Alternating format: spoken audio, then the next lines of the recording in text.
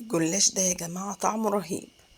وبصراحة كمان المعلقة اللي حطيتها على الكبدة والقنصة فرقت جامد. شوفي اللون، حطيت عليها معلقة لبن راحت الزفارة، وطبعا كبيتها وغسلتها وحطيت عليها التوابل كلها زي ما حضراتكم شفتوا كده.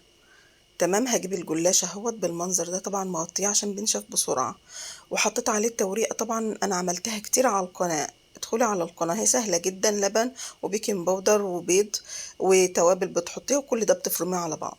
حطيت القنص والكبد، او لو مش عندك قنص وكبد ممكن تعمليها بجبن، بتبقى جميلة جدا.